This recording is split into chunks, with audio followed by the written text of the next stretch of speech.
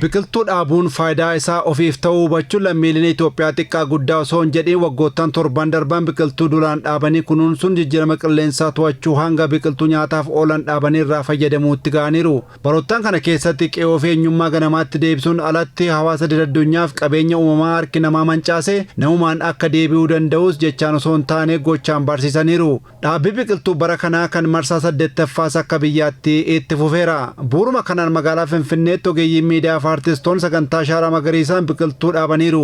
Biqiltuu dhaabuu kanarratti kan qooda fudhate artist Xilaawun Guugsaa biqiltuu dhaabuun Itoophiyaa dhaabuudha jedhe. አሻራ የማስቀመጥ ጉዳይ dhimmi ashaaraa kaayachuu kun dhimma Itoophiyaa dhaabuudha. Dhalootaaf biyyaaf lammiileef Itoophiyaan uwwisa bosonaan dur sadarkaa gaariirra akka turte beekamaadha. Garuu adeemsa keessa bosonni manca'uun rakkooleen adda addaa uumamaa turaniiru. Rakkoo jijjiirama qilleensaa kana qorachuu fi hojii ashaaraa magariisaa yeroo dhiyoo asitti hojjetamaa jiru gara durii sanatti bosona keenya deebisuu qofa osoo hin taane addunyaafis fakkeenya ta'uun dursaa jirra. Biqiltuu dhaabuun akka idil addunyaatti faayidaa olaanaa qabuun alatti namni biqiltuu dhaabuu akka dhuunfaatti faayidaa hedduu irraa argata kan jedhe immoo Daayirektara fiilmii Tewoodiroos Tashoomaadha. እንደ ሰው ተጠቃሚ ነን። akka namaatti ani fayyadamaadha. Akka namaatti haalli qilleensaa keenya ni sirrata. Biyyeen keenya hin niqamu. Oomishuu ni jalqabna. Biyyoota birootti kan hinaafnu kuduraaleen nuuf baay'atu. Bakka hundatti magariisummaa argina. Qaamaaf sammuu fi akkasuma miira keenyaaf gammachuu fida. Namoota biqiltuu dhaabuu kanarratti hirmaatan keessaa kanneen Addis Miidiyaa Neetwoorkiif yaada isaanii kennan Muunet Beeksisaa fi Qajeelaa Dhugaasaa biqiltuu dhaabuun duudhaa keenyatti deebi'uudha jedhan. Waggaa 150 dura qeen abeebeetu faa maal akka fakkaatu seenaarraa ni beeknaani magariisa ture. Bishaan isaa qulqulluu ture.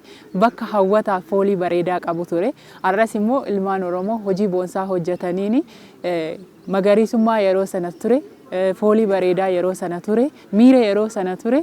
Kunoo muummichi ministeeraa Dr. Abiyyi waggaa waggaatiin biqiltuu dhaabsisuudhaan dhaabuudhaan itti fufanii ammas immoo dhaloonni isaanii irraa dhaale bara baraan biqiltuun dhaabbataatiidha kan jiru waan ta'eef kun immoo itti fufuudha maleeffachuudha kan qabnu. Sabni Oromoo gadaa keessatti odaa jala taa'eetu kan seera tumatu kan waaqa kadhatu odaa jala taa'eetu kanaafuu biqiltuun saba keenya biratti iddoo guddaa qaba jechuudha.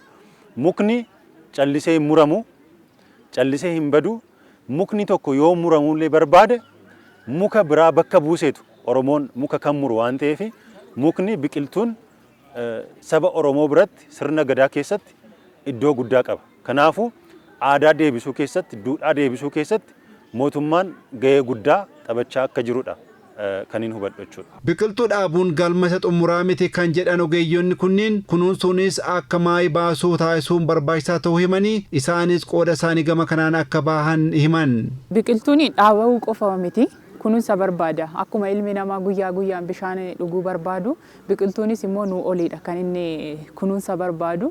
Waggoottan torban darbanitti biqiltuu biiliyoona 48 yommuu dhaabamu gaheen miidiyaa olaanaa ta'uu kan himan hoogganaan biiroo kominikeeshinii mootummaa magaalaa Finfinnee obbo Haftaay Gabreegzaaber itti fufiinsaan bara kana biqiltuu biiliyoona 8 akka biyyaatti dhaabamuuf karoorfame milkeessuuf akkuma kanaan dura miidiyaaleen qooda isaanii bahuu qabu jedhan.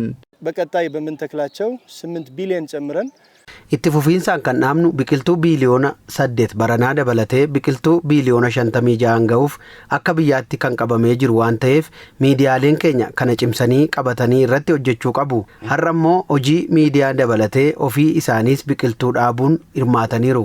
Gaheen miidiyaa akkuma hojii kamirratti hojjetu sagantaa ashaaraa magariisaanis galmi barbaadamu akka milkaa'u hubannoo uumuudha kan jedhan ammoo hojii raawwachiisaa olaanaa Addis Miidiyaa Neetwoork obbo Salamoon Dibaabaati. Gaheen miidiyaa immoo hubannoo uumuudha, beeksisuudha, namoonni akka hubatan gochuudha. Namoonni biqiltuu dhaabuu qofa odoo hin taane kunuunsanii kutukutanii aramanii hubannoo akka argatan.